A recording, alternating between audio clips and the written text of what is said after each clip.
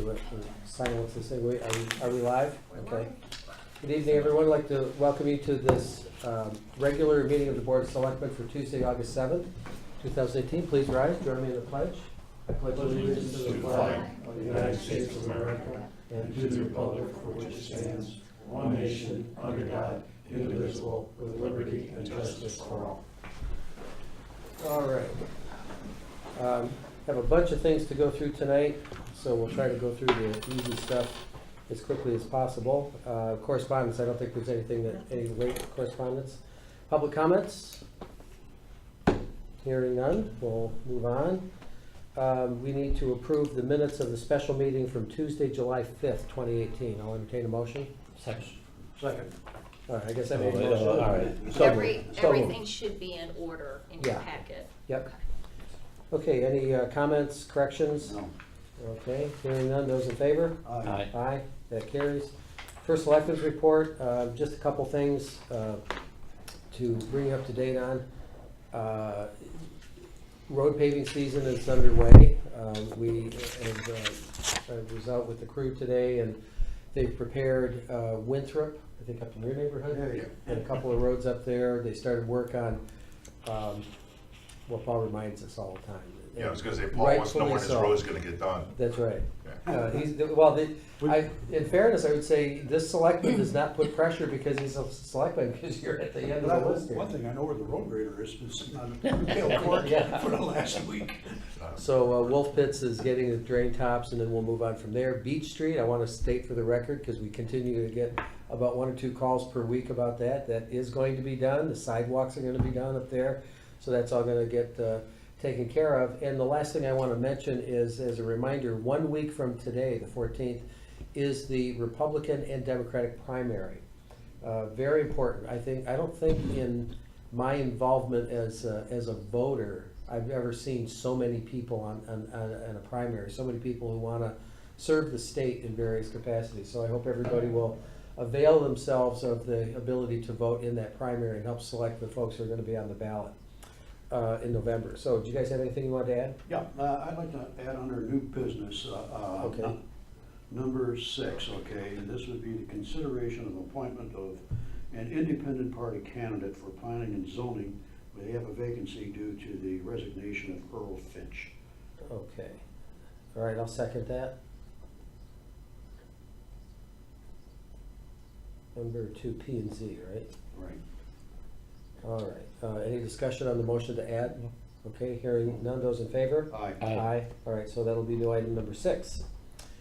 All right, Richard, do you have anything else? I was just came from a building committee meeting. John will be down shortly. If we can just amend our schedule for when he Yeah. comes down, if we can put him on. That's Yep. it. Okay. All right, moving on to old business. One of the things that we heard way back last December, a group of very, very involved citizens came to us with a proposal for an ordinance that would ban the use of fracking waste materials. This would be the water and other materials that are used in the hydrofracking process in extraction of oil and gas. We tabled that for a number of months for research. The state of Connecticut was considering a stronger bill than what the towns would be capable of doing. That bill never got out of committee. There continues to be a moratorium on use of fracking waste, not on transportation in the state of Connecticut, because that legal opinion says that that's a violation of the Interstate Commerce Clause. But inasmuch as the state has not succeeded in making its own permanent fracking ordinance, I rewrote this with help from CCM. And I would like to put this up for consideration and establish a public hearing, so the folks who were so interested in this.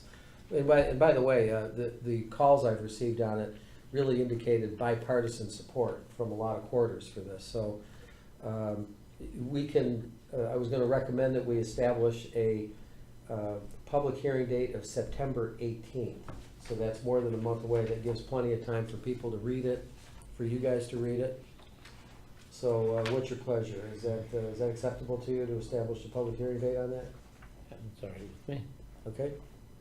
All right, then I'll, It's far enough away that, we could. Well, Yeah, it's okay, but you know, my only concern with this whole thing is, we're just putting in an ordinance, and I wanna get down to the nuts and bolts. Mhm. Who is going to enforce it? And the other thing that I see here that really bothered me was the fact, the fine of $250. If somebody's gonna dump, you know, waste, I would say, hey, let's make it 2,500 or 5,000. You know, $250 to somebody would be peanuts. I can recall one time on our family farm, we caught a tanker dumping in a Really? ditch, and we went in there and told him, stop it, and he didn't, we shot the tires out. And we called the sheriff. I don't think I'd go back there. Huh? I don't think I'd go back. And I want to state for the record, the statute of limitations is over. It's over. This incident. Different jurisdiction. That was my uncle, you know, way back when, in the Okay. days. I mean, Did he run through the field? No, Brought he the dumped- guns out? No, he just dumped this stuff in a ditch that runs along the main road. And my uncle said, stop it, and he said, no, he said, better stop it. He didn't, pulled out the 22, boom, boom, boom, shot out all the tires, and called the sheriff. And the guy shut off the valve finally. That's an interesting story. It is. Well, That's my family for you.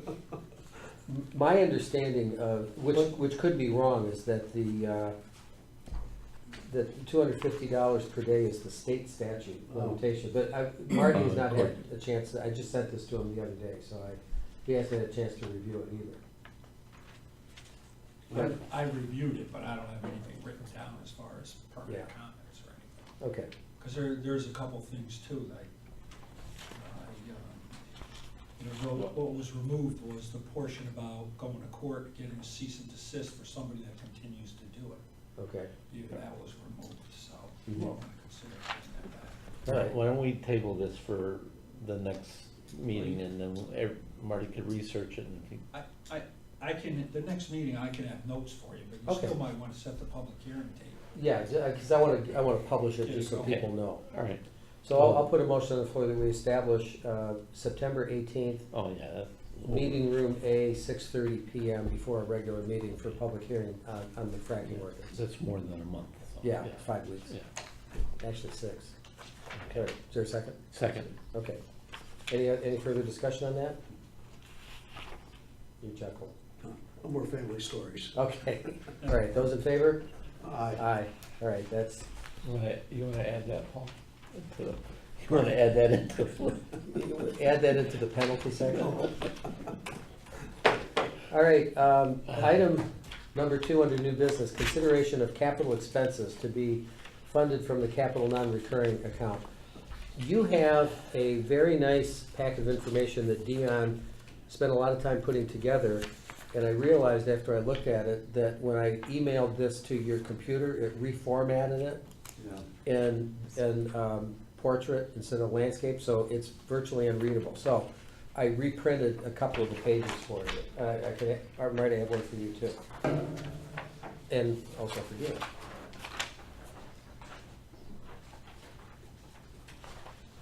Is it different? Oh, Yeah, thanks. this is fresh. Here, can you pass this down to Deanne? Yeah, she's got that for the records. So if you will take this packet that Deanne prepared, it says Board of Selectmen Capital Recommendation Summary, and go to the last page and just peel that off. The last page looks like this. It says CNR Project Recommendation to Board of Selectmen. Okay.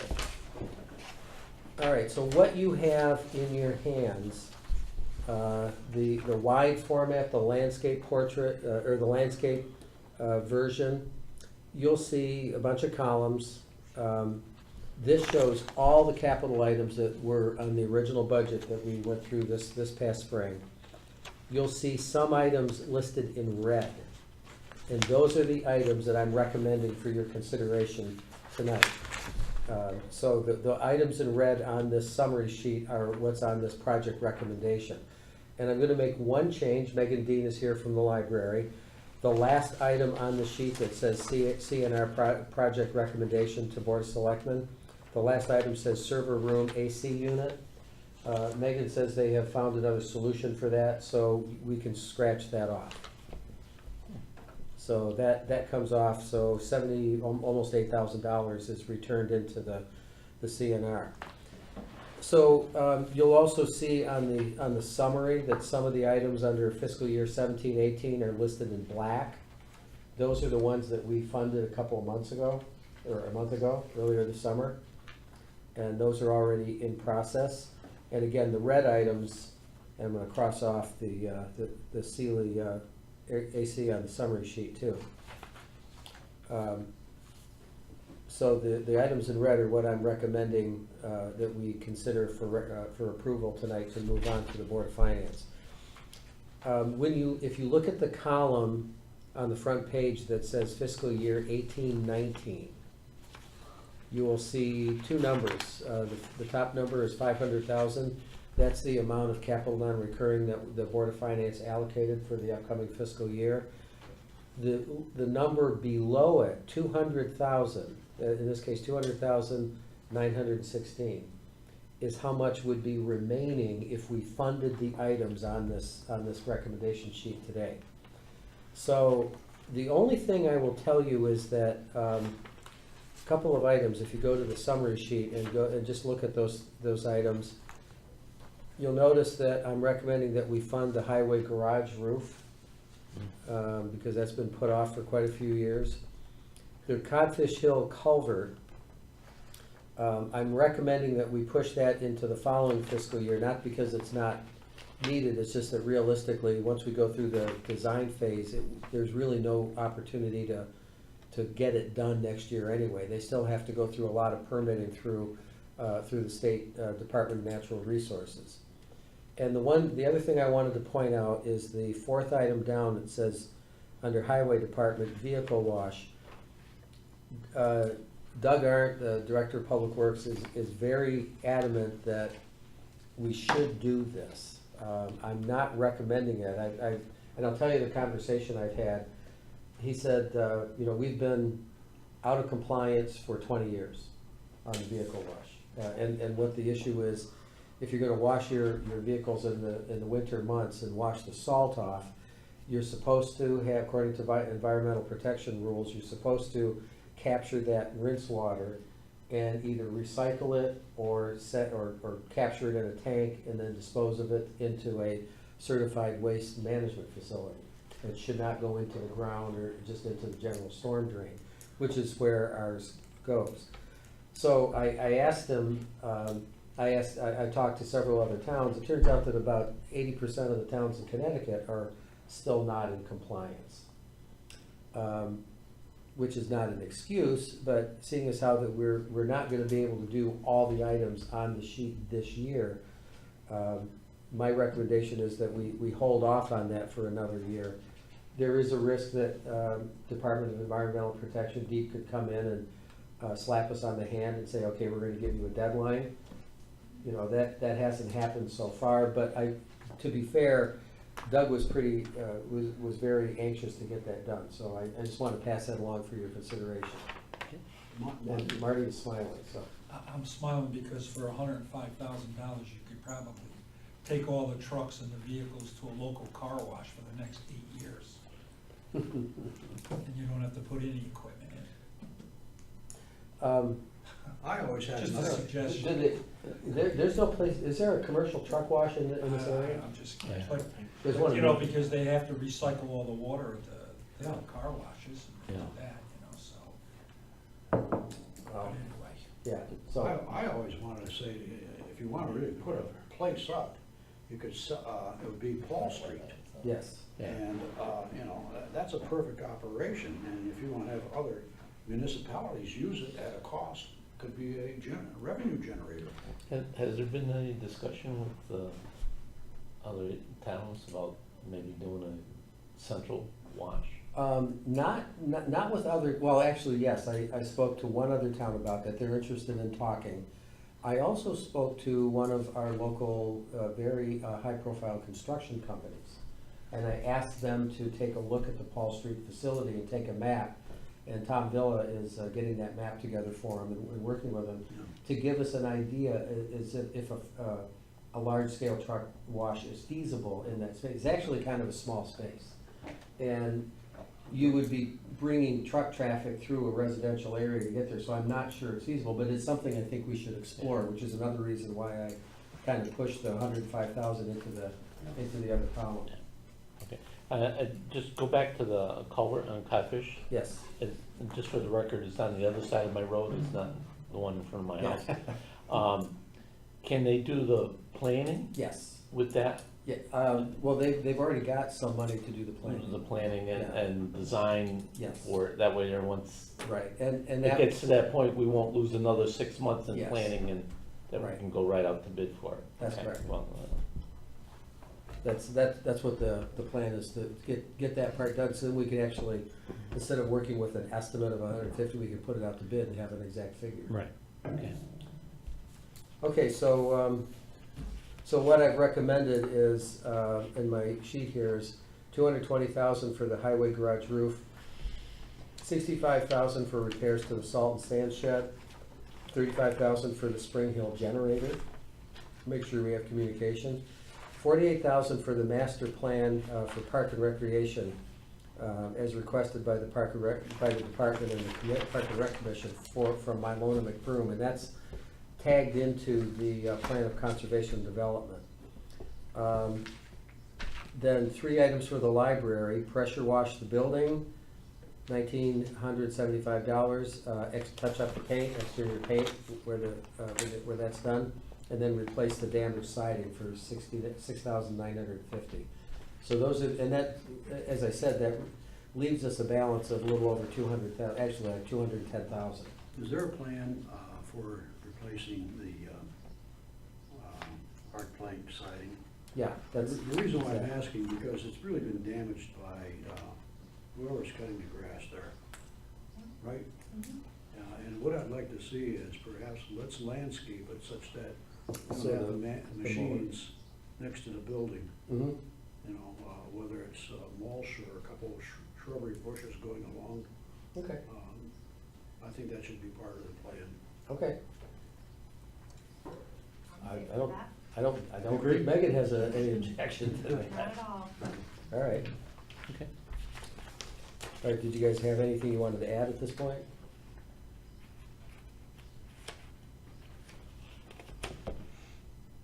Couple other things, dog pound improvements, I'm still discussing the possibility of a partnership that would save us some dollars on that and make some of the extensive repairs unnecessary. Yeah, that's the only thing that, there's still some money left over in the account, so, Yeah, you know, we could get in trouble with the state on that too, because it's been a while they've been telling us about that. yeah. Well, Doug, he does have some money that was allocated last year, so he is putting together a plan for phasing repairs. Okay. So that's something that we could possibly come back with at the next meeting, with a tighter number for you.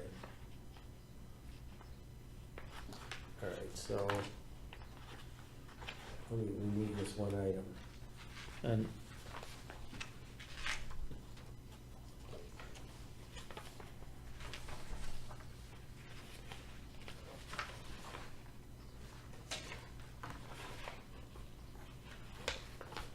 Is that, can I ask just, Sure. the replaced generator at Radio Tower, is that Spring Hill? Yeah. do we have a quote on that, Tom? Yeah. Now, there are other companies that use that. Do they have their own generators? They do. Okay. Yeah, they have their own box, shelter box with their equipment in it and with pretty much a generator built into it. The one we're replacing they came from the Stony Hill Firehouse when they rebuilt that building 15 years ago, and they Captain Sedgwick got some grant money way back when to convert it to a propane fired one. So it's sitting in a convex box and it's on its last legs. And has an overrun issue every time it runs. No, So, we don't know how many hours are on it, do we? no, off the top of my head, and I don't think the odometer works if I mark it down, and every time I go up there, it's the same Same thing. numbers, though. It's got a big thing on it that says needs radiator, and they don't have a replacement radiator, so it's kind of working on a wing and repair. Yeah. It's just, I had spoke to the building department to ask them to, maybe take out, the bathrooms down here at the Oh. GP room. Right, So, maybe we can give them a formal charge to, okay. do that, and that way they maybe can get back to a price on what Yes. that work would cost just to renovate those 2 bathrooms in the hallway. Okay, And, take it off that big $1.4 million project that they wanted Okay. to do. you know what, I'm kind of jumping around a bit, but I'm gonna add that as item number 7, just so we formally Okay. vote on it. Okay, So I'll make a motion that we add to the agenda, a formal request to, reprice the, municipal center project. okay. Second. Okay, those in favor? Aye. All right. So to go back to this, so we have, taking out the server room AC unit from the library, we have 7 items, and the new total would be $378,725. I'm sorry, 378. 378,725. So if there's no further items you wanna discuss, I'll put, is there anything else that you guys wanna do at this point? No, nothing else. Okay, Rich? No.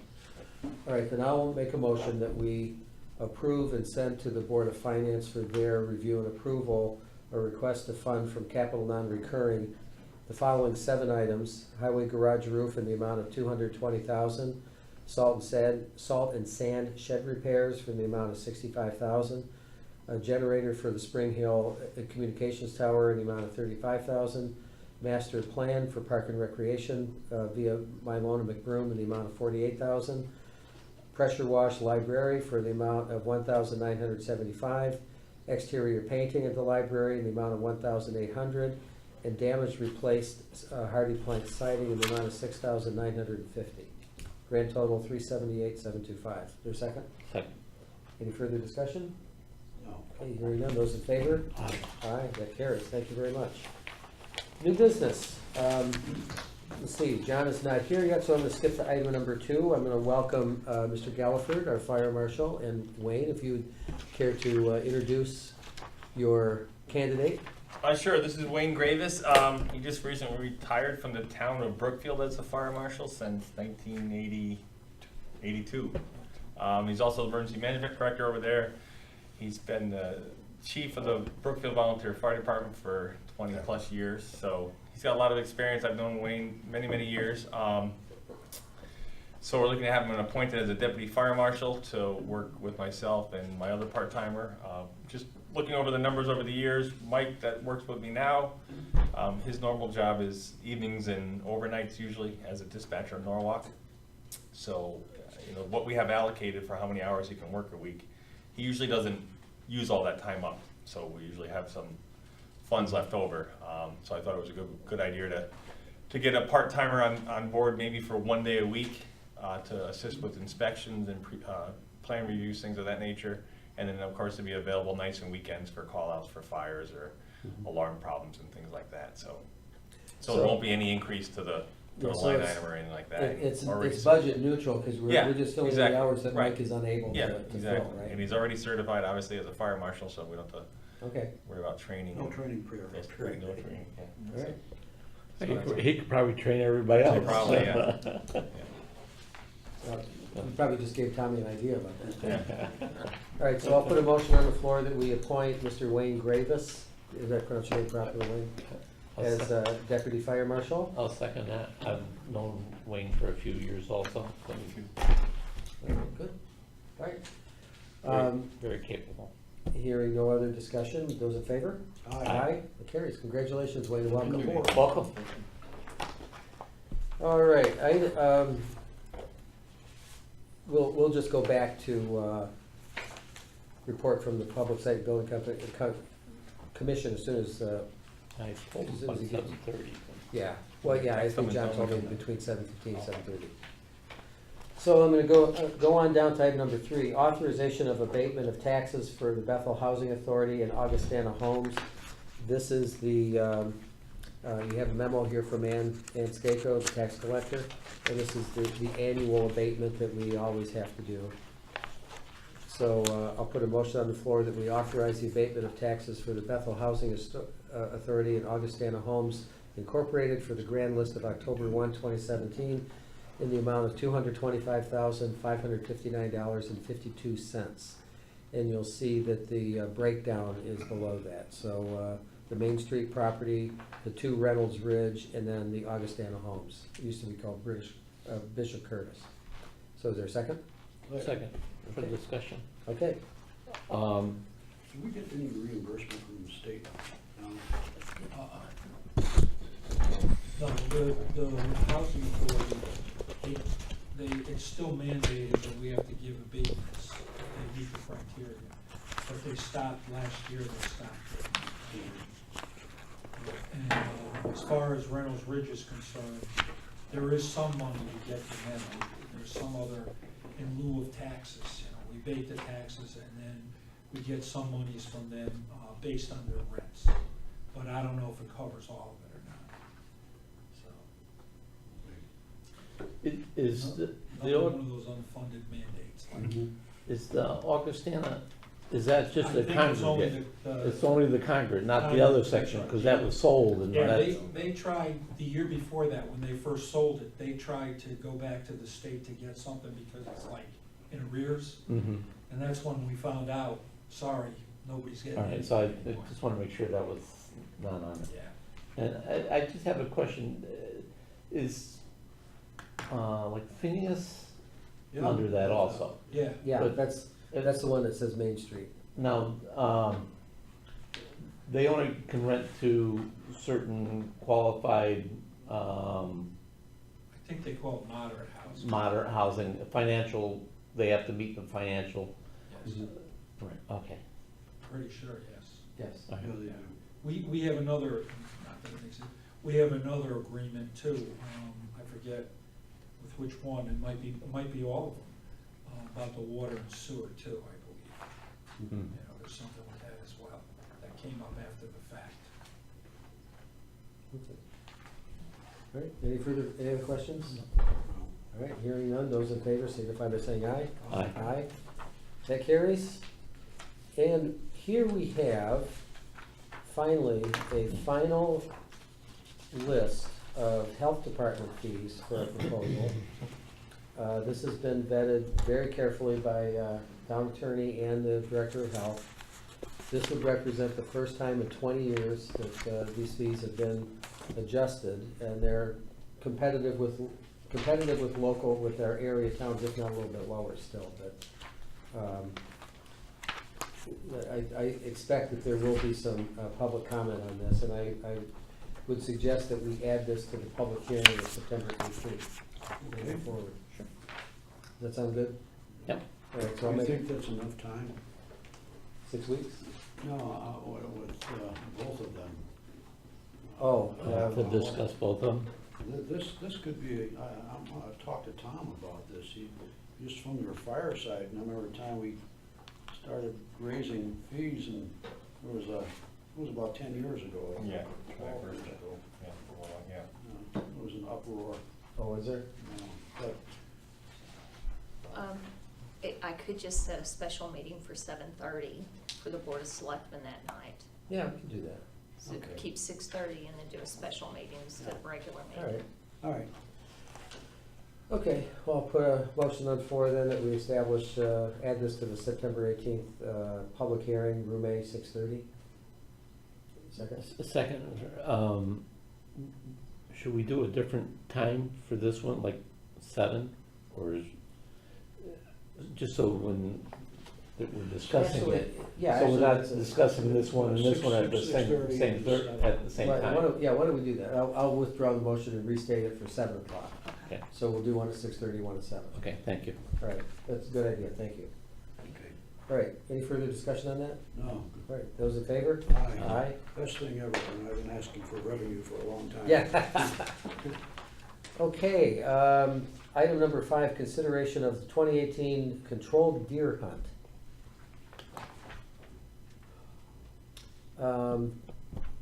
this is a, Marty, did you review this letter? Oh, I gotta tell you something.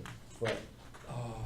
It seems like every year I have to go back and reinvent the wheel on this. Uh-huh. This time I found everything that I was looking for.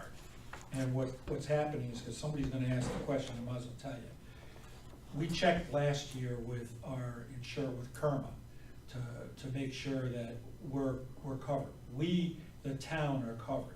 The individuals are not covered. They're on their own. Mhm. We also have, a couple of years before that, we did an indemnification form that they are supposed to sign. When I was reading through this, when I sat down, I didn't see this, but when I was reading through it, you'll see in there someplace, he says that they'll do the, let's see. In lieu of providing insurance, we will require such participant to execute a release and indemnity agreement as we have done annually since 2007. Well, we changed it recently to comply with what DEP put in their deer control guide. They put a copy of what Darien was, and I copied that, but I added a few things to it. Mhm. So as long as they get that, I think we're okay. And I think what they're trying to do is, the purpose of the hunt is to try to be in line with DEP, saying, you know, why we need to have this done and what are the reasons, and that's why they have that. Okay. And I know that, I saw some older emails from Lisa Berg too.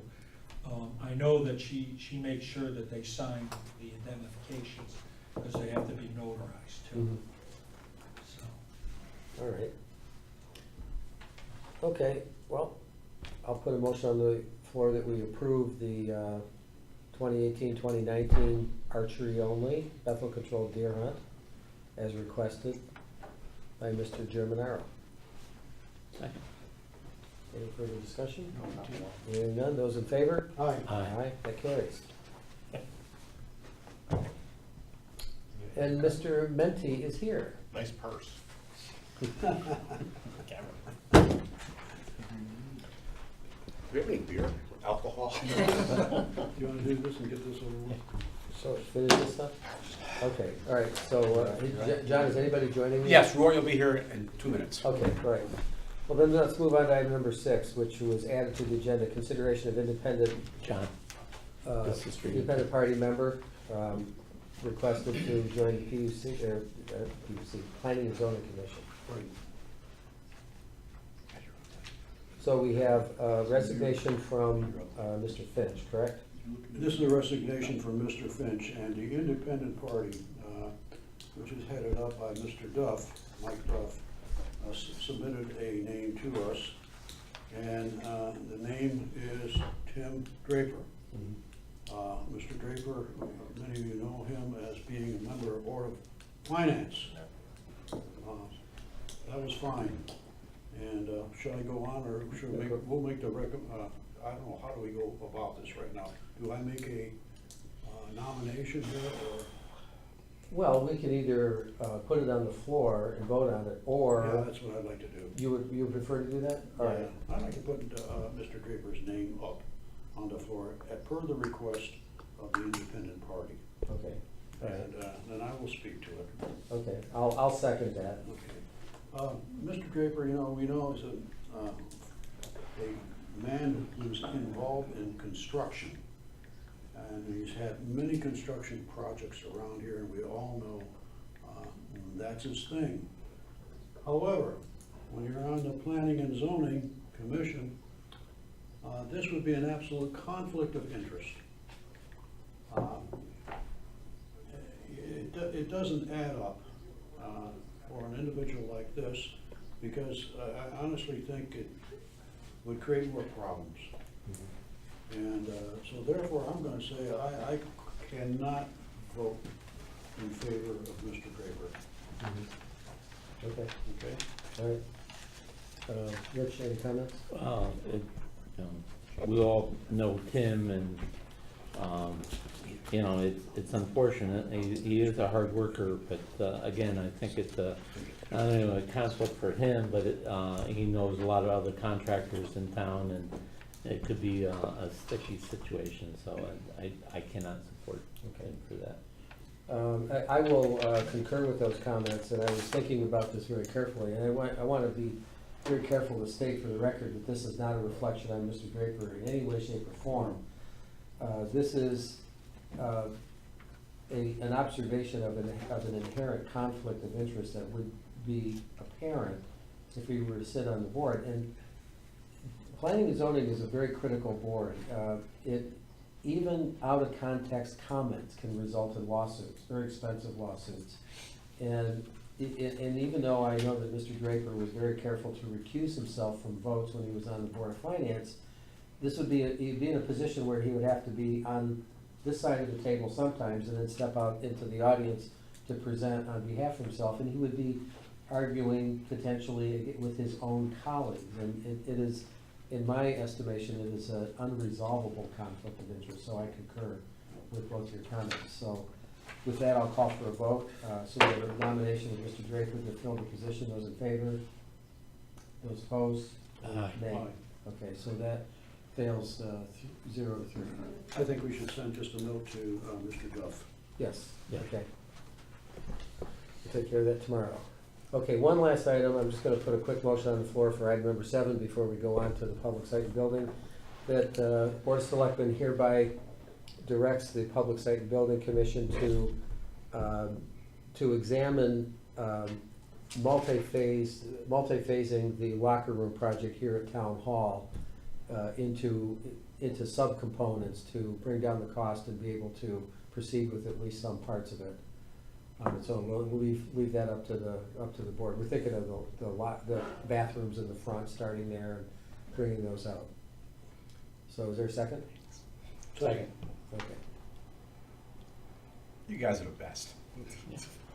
What, you running out of things to do? No. All right, okay, those in favor? Aye. Aye, that carries. So there's your formal. So I brought it up, and they said, well, is that informal? I said, yes. Now it is.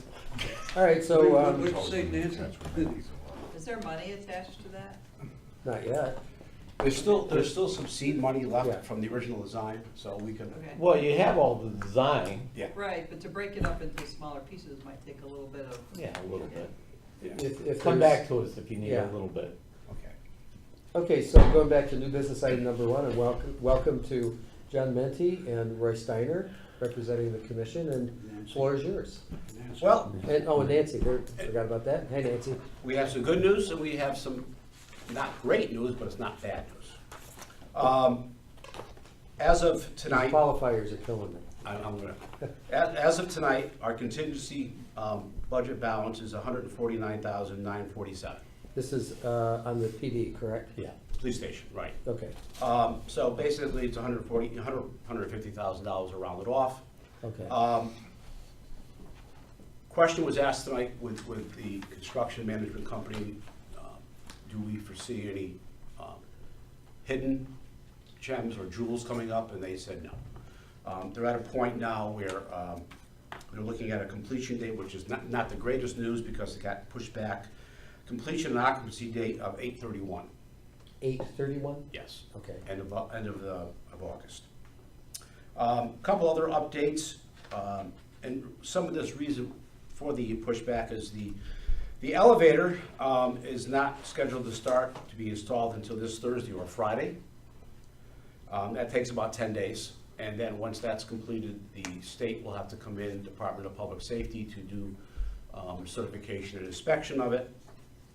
Another setback as far as the finishing date is the locker room. The lockers for the locker room, they are scheduled to arrive here on 8/15. They're pre-assembled, they have to be installed into place. The cleaning crews to final cleaning of the building will be starting on 8/13 next Monday. They'll be starting in the upper office areas, which are completed. The final payment to be completed, they put the binder coat on, the final payment to be included, and this also includes cutting out the area on Judd Avenue, about 20 feet south of the last cut on the road now, and about 40 feet north, or I guess that would be south, 40 feet towards the 302 side, in front of the driveway, that we all recut, repacked, and repaved when the final coat goes on, and that's supposed to be done by the 21st of this month. Okay, so that's where that dip is now, where it's Yes. settled a little bit? Yeah. So we're looking at, those are some of the highlights here. They gave us a new Gantt chart for things to be done. This past weekend, they had a crew of electricians working, and they're catching up. They're bringing another crew in this coming weekend, this Saturday again, some more of the contractors. The exterior is, other than the landscaping, is probably at about 99%. There's a couple little small things to do. The painting has been done on the interior. The interior painting, they brought additional painters in, and they're caught up to date with that. One of the areas that have, because of the elevator, they have to bring the sheetrock walls up to it and paint that. That's going to be the remaining area. The other thing is utility communication. They're in the process now of installing all the communication equipment, the new communication equipment, the infamous disc for the cell tower. That has been installed, right? I believe they're installing the tower on Spring Hill, the microwave, tomorrow. Okay, so that, I know that was in the process. And I have to ask, did you hear any more about the fiber optic cable? No, not from the state of Connecticut. I talked to Captain Pugner today, and he also said that that date was not feasible, was not what they were looking for, so. One we're of the waiting to hear back things from the is state of Connecticut. the under the E911 system, there's a dedicated fiber optic cable that from the main system that has to go into the building. We're waiting for the only state contractor who has a statewide contract who does that to come in and actually, the conduits there were actually pull the cable through so they could hook it into the main 911 system. We're hoping to get that done sooner than later. Yeah. Because if that is not installed, we're dead in the water as far as dispatch. But that's the only thing we could be waiting on, but we're pushing to get that done within the next couple of weeks. Okay, the construction manager is working with them on that, right? Well, that's part, see, that's, yes, they are, but they're not, that wasn't actually part of their contract. That was, Soft costs. that was soft costs, which were done by the town, the police station. Okay. And the construction manager was supposed to coordinate with them getting that done. And they never notified them that they're ready to go. And Tom Gallagher got an email a couple days ago asking for the status of that. And they said that, oh, we won't be doing it until September, and now we're pushing it to expedite it to get it done now, which we think we can. So that's, it's a paid-for item, it's just waiting for them to get there and do it. And so Roy has some other information on, as far as construction updates. As John was saying, it's moving along well. A lot of people there and a lot of different activities going on. And some sections look like it needs a little more people, but overall, I think our feeling was pretty good. We've gone through about a week ago and got an update today. And we're starting to work our way almost into a punch list now, so we're going to get the architect involved so we can compile one punch list on the total project. As John was saying, kind of the items that were lagging a little bit behind were the painting and the electrical. Painting, they've since put a bigger team on, caught up. Electrical, I guess, is still a little bit behind, but they're moving it along. That holds us up a little bit because the commissioning agent has to fire up the equipment, et cetera, and do the balancing and testing of the equipment along the line. So it doesn't sound like it's an issue yet, but it looks like it's going to be resolved. The electrical people are going to catch their way up. So I think we're fairly comfortable with where they are with Downs' completion schedule. It looks pretty good.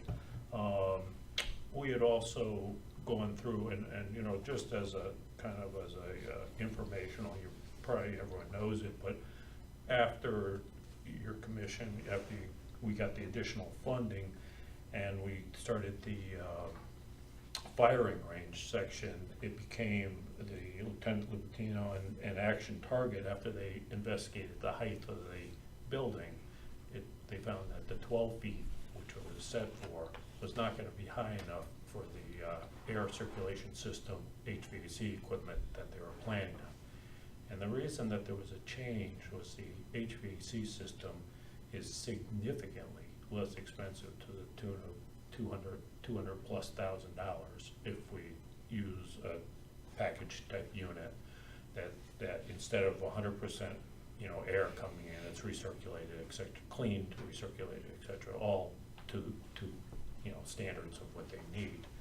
So it was a $200 plus thousand savings. So it was felt at that time, based upon their original proposal, we should bring that firing range up by about 2.5 feet. I think it was 2.75 or something like that. So that seemed like good value. We ended up costing us about $26,000 for potential savings.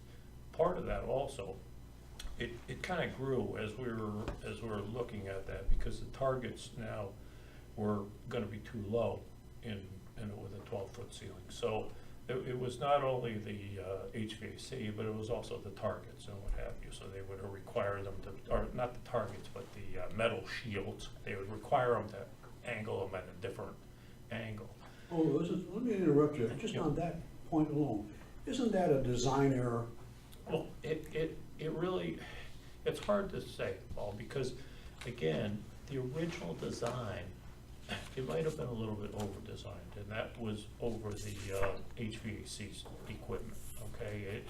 It really became apparent when we started to look at the bids, as far as the total package, that we could get this done for a much more reasonable price.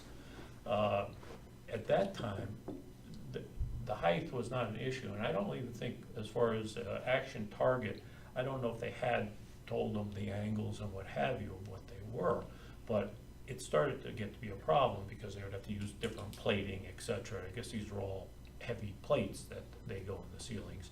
So they have to be hung off the ceilings and they have to be angled at the right angle, and if they're too flat, that doesn't work right either.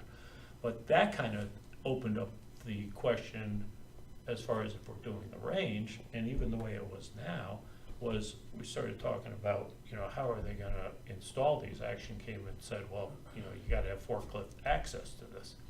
There was no forklift access into the building. So we had asked Downs to price in what it would take to leave a doorway, put a header in, and frame that in, so at least we could knock it out, bring a forklift through, load it. And Action was saying it would be a two-week additional charge for their people to carry this stuff in, to the tune of $34,000 worth of, well, it's all apparently heavy between the targets and the plating, and they have to have a forklift in there and lift these things up and put them up. So we ended up asking the masons to do is about $2,800 on a change order to put that in. We thought that was good value, so that we had these. So we're trying to plan for the future use of it, even though we're putting it as a shell. We're trying to have it set up that it's the least possible expense going forward on that. So I think we're pretty comfortable on that. So there was a couple change orders, but as John was saying, the contingency is still there. There are, a couple little change orders that come up with everyday construction.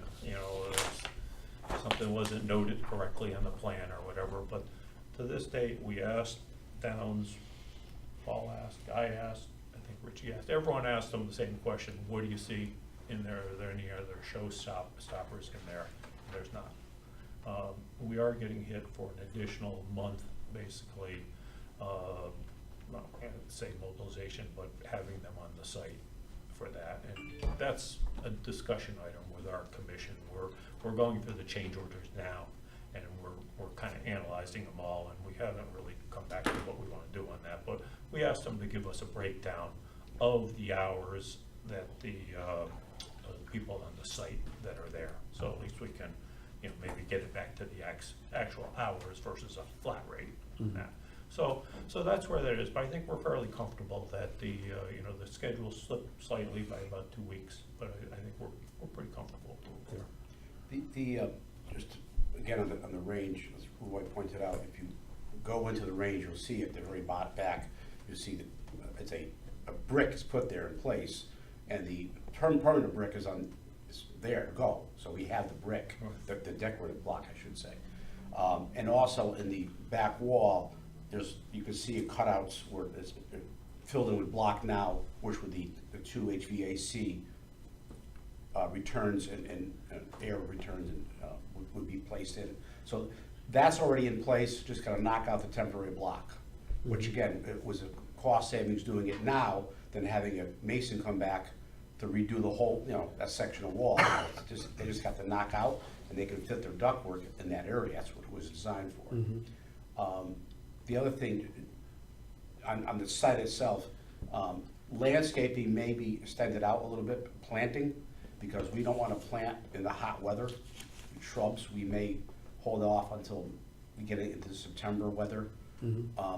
For better, I mean, even now we've had a lot of rain, but we don't know what's going to happen over the next couple of weeks.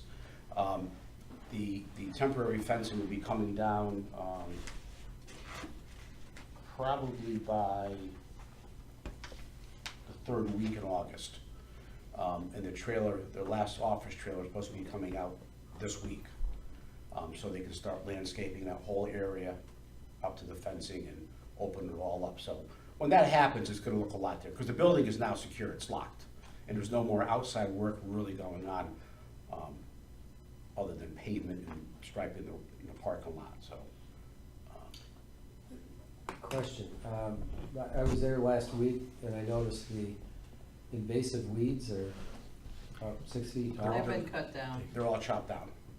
They're gone. Okay. Yeah, I haven't been there this week. Yeah, they're gonna re-till that whole thing up, regrade it, the whole area, and then they do the spray Hydrous. hydrous, Yeah. yes, yeah. Okay. I was just wondering how they get rid of that. That's a lot of Oh, yeah. vegetation. Yeah, it's a It lot. grew good. What's that? Hope the grass grows that good. Yeah. So, All right. the only other thing that, we gotta start thinking about down the road is, probably sometime end of September to beginning of October is possibly doing a ribbon cutting ceremony. Yeah. That's something that maybe this board with the police department administration can start working out. John, let me just go back. I've always been a stickler about some things. I still go back to what Roy, you were saying about, the design of that, the range. We paid an architect money, and he's built police stations before, and, I've gotta say one thing. Errors and omissions, to Well, me, here's the thing. but he's got experience. That's Right. that's the issue. The other problem there, Paul, was what they designed to range, the equipment they designed fit that type. That's not our problem, that's his. But we We took it out. we got rid of that Yeah. equipment because of the cost. It was $600,000. Yeah, I don't understand that. And But that was designed for that equipment.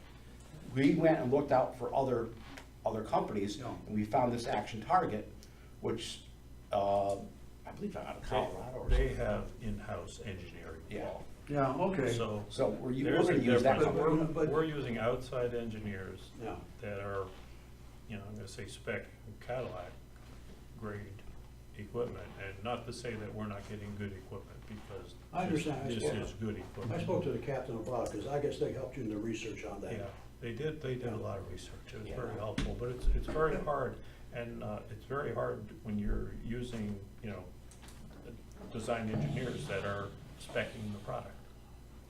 And there's not a lot you No. can question a lot. And there's other issues too. I think we're all just thinking, at least I'm thinking, and I know this board thinks the same way too, is the CO thing, once we sign off on a CO, if there's anything thereafter, it's our nickel.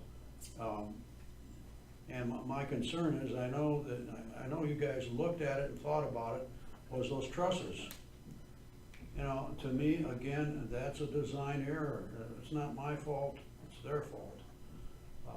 And that's something that should be brought up to them, and things like this, you know, are you comfortable with all the other mechanics of that building? Well, we have a commissioning agent, which is starting. The commissioning agent is an independent third party, which we hired and they actually commission every piece of mechanical equipment.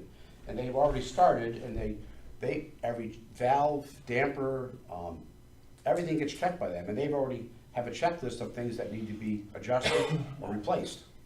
Okay. And that's part of that. Now, That's part of errors and omissions. well, no, it's part of their contract to do. Okay. And that's why they're doing it. And that takes about a two to 2.5 week process. All right. Now, you gotta understand, balancing that building out for the air conditioning and heating, that's gonna take about a year, because you got different seasons. Right. So we're gonna be balancing it out for the summer season. And, you know, as we get into winter, they may have to bring back the HVAC people to change things because things are not heating properly. And that's gonna take a whole 4 seasons to end that process. At their cost or our cost? That's part of their contract, Okay. yes. So, I mean, but that's part of the whole process of this building. It's a large sized building. Yeah. And, you know, right now, it's gonna be balanced out nicely when they're finished for the air conditioning. But when heating comes along, it's a whole, Of course, different thing, so I understand that. they'll be coming back for that. But Paul, the subcommittee met this afternoon with Downs to go over that list of change orders. So we've been talking to them, and the subcommittee's gonna sit down and analyze their responses and try to come up with a All right. scenario. I don't disagree with you though. Yeah, I know. There are some things that I think we need to look at when we get clear. And this, like Rich said, and you know, we have a subcommittee of 3 or 4 people who are looking at all these. They met with Downs today, and they're gonna analyze the results. We have a meeting, our regular scheduled meeting next Tuesday, and hopefully the subcommittee will report back, and, you know, and then we're gonna decide moving forward from there. So you think the police department's gonna move in September 1? That's what they're saying. Communications and all, eh? God, I hope so. I hope so too. I gotta tell you something, and you know, listen, if it's the second week in September, if the building has to be done right. That's right. Yeah, I you mean, don't want them in They there. have a building now. Yeah, Yeah. that's We it. want that building right. That's right. I want If it's another matter of another We week, gotta that make care. things Right, it's sure not gonna kill everything's anybody. working. long as Because they're not- they can't go in there after and do what they can do now. Yes.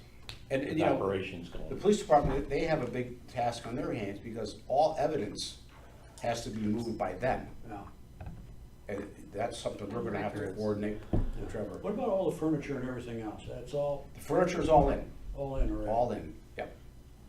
And it's being set up room by room, so different rooms are being, called kind of finished, and the cleaning crew comes in, cleans them, they're locked, nobody goes in there and makes a mess. So they're going room by room to finish setting up furniture or built-ins or anything that's going in. Once that room's done, nobody's gonna go in there and bang around and create a mess that has to be then cleaned up later on. Same thing with the computers and all that stuff? Yep. The, if you haven't been there in a while, it's worth a trip. No, I haven't been there since, it was about It's- 6 weeks ago, I think. Oh, it looks You great. see carpeting, Yeah. I mean, it's What most about, tile. what about the controversial thing about that, the windows at the top there?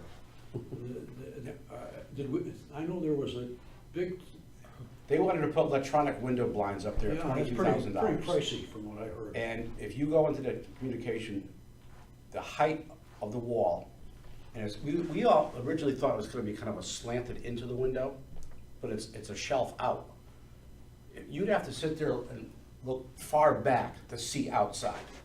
So, you know, we're gonna see what's gonna happen. We looked at getting a price to put tinting on the windows. We have a price on that, but we're gonna look and see what happens after they move in with the dispatchers, as far as having the And they ran the conduit up there in case it Yeah. did have to be done in the future, but. so if anything would go like with a window tint, they can get, some companies you can do it on the outside, some you can do it on the inside. Okay. So, you can see outward perfectly, but none of the stray light comes in. So we're looking at that, but we're gonna see what's gonna happen. I tell you right, I've been there various times and, man, I got, I'm really hesitant about that light coming in the way they thought it was going to. And no one seems to be talking about that anymore, so. You mean you think it's gonna be too bright? No, Oh, the original. Reflection on the computer screens. Ah, Yeah. So, all right, so. but it does, you walk through it and definitely looks much, more complete. So the cost structure is holding Yes. at this point? Okay. Like I said, we're in 150. roughly the $150,000, Cushion? projected Yeah. contingency. Okay, So, and all right, good. there's no heavy construction left. I mean, the elevator's paid for it, part of it already, and the lockers are paid for it, that has to be just installed. Yeah. So, All right. and they're put- Did you build any storage for, like, they like to take out those back seats and put plastic seats? Oh, man, there's storage all over that Oh, is building. there? Yeah, yeah. There was a tremendous amount of storage in that building. All right. And even if you go into the range, there's like, to the far left, going towards the building, there's a whole, it's a storage room. They can put bicycles if they get, confiscated or fined, or road barriers. I mean, it's a good sized room. And in the Sally Port, there's gonna be a cage across the back of it. One is gonna be for, again, bulk evidence towards like a motorcycle or something that can be put in there. So, and then one is gonna be for other storage. So they have plenty of bulk Because I know storage. the current Sally Port, they store those back seats. Yeah. They're. Yeah, they have a lot of storage room. Okay. They have But you're comfortable, both you, everybody? even the police, the PD, they had a big say on the final design, the whole administration, and they were quite happy with the way it, played out. And they, It's a big building. yes, I'm of the opinion probably could double our force, and they could sit in there very easily. Yeah, I know, I didn't hear that. You're on camera. All right. Any other questions on the PD? No. No? and, just Anything on the schools at this point? couple updates. Last week, we had a meeting with the Amoresco folks about the Rockwell Johnson School. Oh, right, because it's part of the Right. energy So- management. What they did, according to them, they did very minimal things to Rockwell and Johnson, because 'Cause they knew this was anticipating coming, this yeah. happening. So, once we go in there and start removing what they did, the lighting, for example, we're going all new LED high-efficiency lighting, which kind of supersede what Amoresco even put in, because it's newer and Yeah, it's newer more efficient. technology. And the gentleman from Amoresco even said to us, he goes, that technology is changing every 6 months. Mhm. So we kind of felt we should probably just take Rockwell and Johnson totally out of the picture, he says, because your payback of what you put in has already been achieved at those two schools. Okay. So we don't feel there's any need to have those two buildings into the Amoresco project for the remaining 5 or 6 years of that project. Right. Because everything, again, is gonna be high efficient. 10 years. It's a 15-year contract. Okay, 10 years, So it'll be okay. about 10 years. Even the guy from Amoresco, he agreed with us. He said there's really no need for it. Okay. So,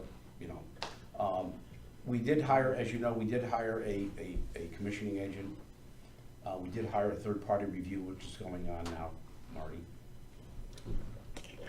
Their contract signed, start.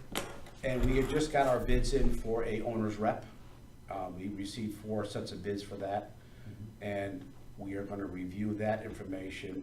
We got packages now, and we're gonna start reviewing that at our next meeting next week. We're gonna talk how we wanna proceed with bringing on an owner's rep for the project. Tomorrow, they're doing some PCB and sampling in both schools. We learned a lot of information about that, regulations and what we can and can't do. And the good news is they sampled the outside of the buildings, and there was no PCB caulking anywhere on the outside of the building around the windows.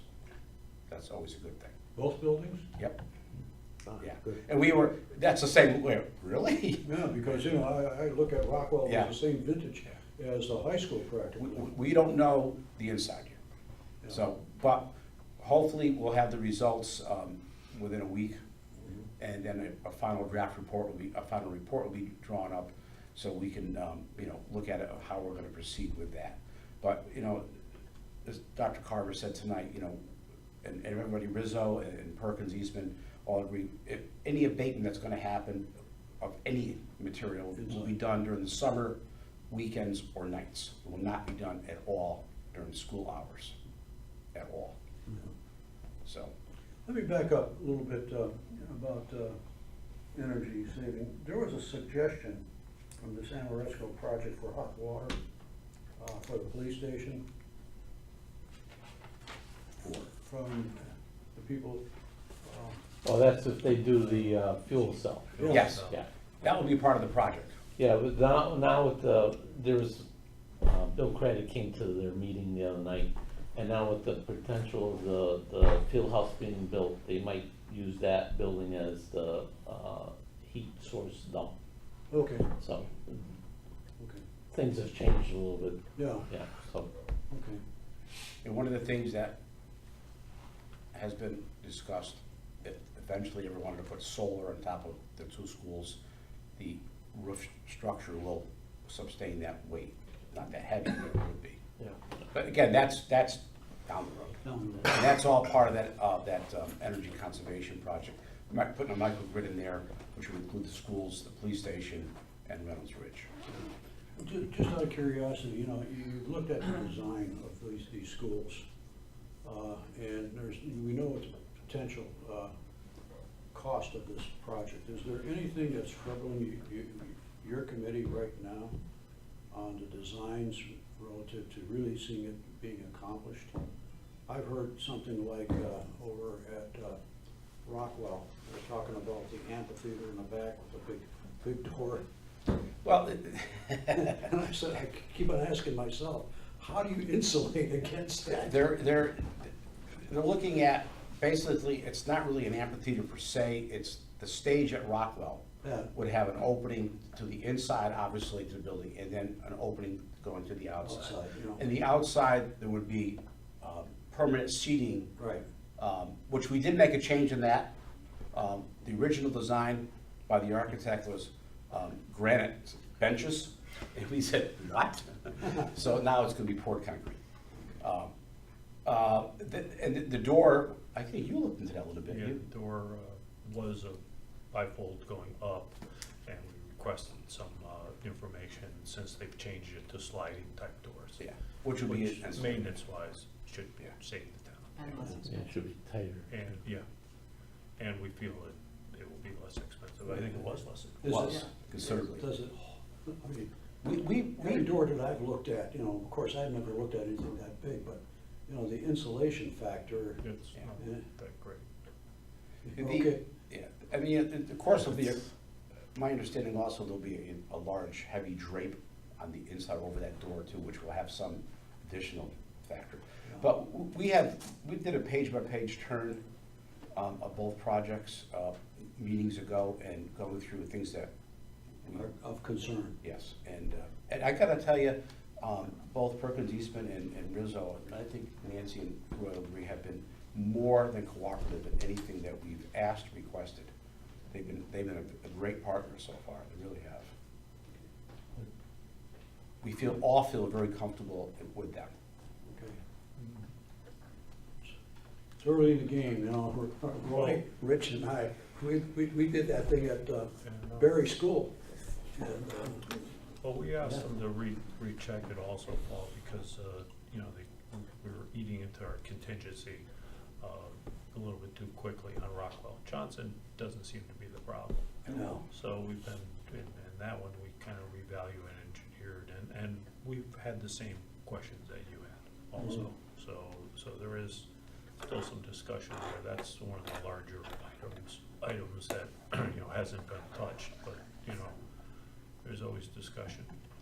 So without altering the ed spec, for sure, you know. we're talking about It's that. interesting, Rockwell, the smaller the two schools, the bigger the problem. Yeah. And it's Oh, it's old. Its location, the age. It's and tighter. A everything. little bit more, so that one we're still, I'm not gonna say struggling, but that's closer. Yeah. That's tight. Okay. Good, very good. Any other questions, guys? Thank you. Thank you. Thank you very for much. coming. Nancy, thank you. Thanks. Motion Appreciate you adjourned. being here. Okay, motion to adjourn, I'll second. Those in favor? Aye. Aye. It carries. Adjourn at 8:20 p.m. Thank you very much. Man, I see you driving by all the time.